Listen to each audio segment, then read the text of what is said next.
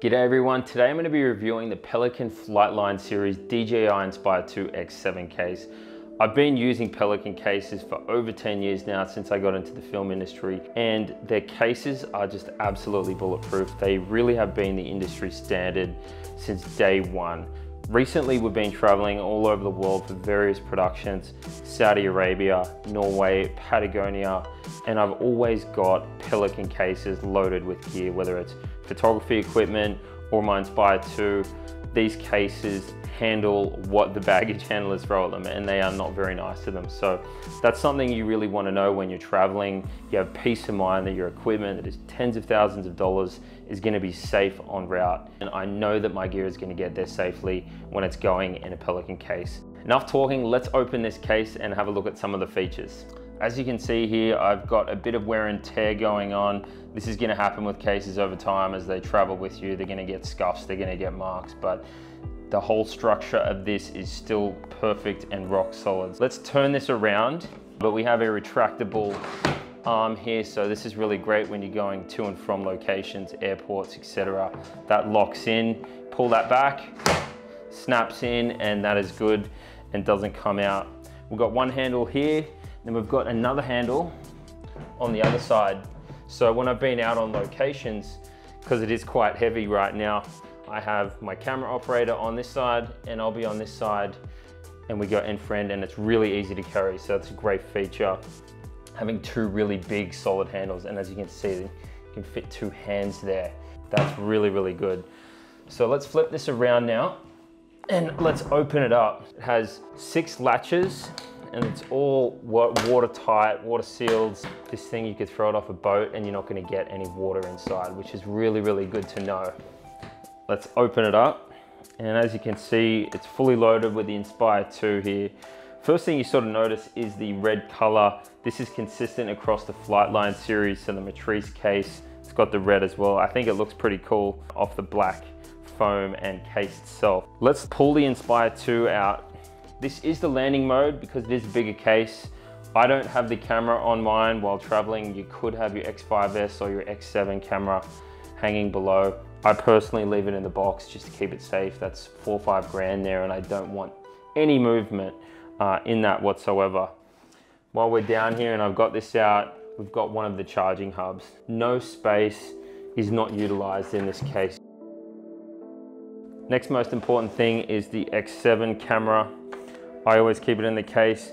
What's beautiful about this case is not wasting any space. This is where the lenses are kept. 4 lenses. I got the 50, the 35, the 24, and the 16mm. And I also have a 9mm Lauer lens, which I keep 1 lens on the X7, so 5 lenses in total you can fit. We've got our remote control and a nice snug fit. If you put your hand down here, we've got 2 of the monitor batteries. Everything's precisely cut and fits beautifully. Going to the crystal skies, we've got 2 crystal skies here.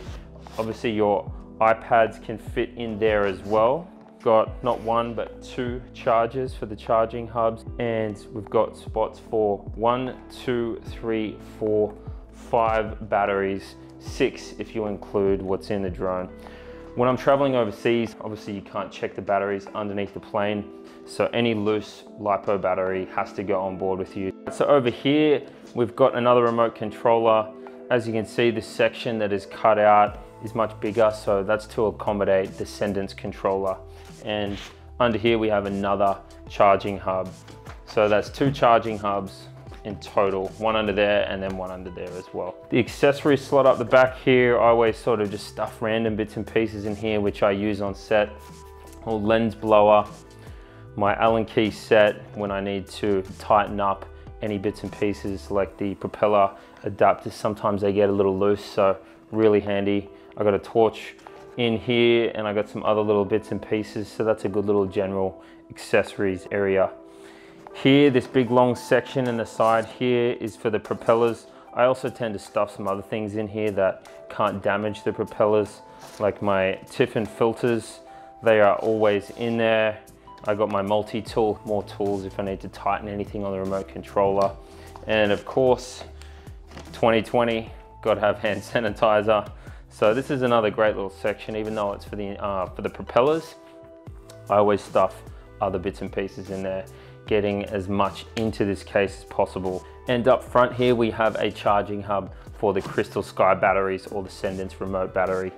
And last but not least, we have 4 cutouts here, and they are for the SSDs. As you can see, I don't have mine in here. I have a special Pelican case for those because they're about $1,200 each. And when I'm out on set, or if I'm out on location, we're out in the desert a lot here in California, dust, even when you open this just for a little bit, dust will blow in, and I don't want to get any dust near those SSDs.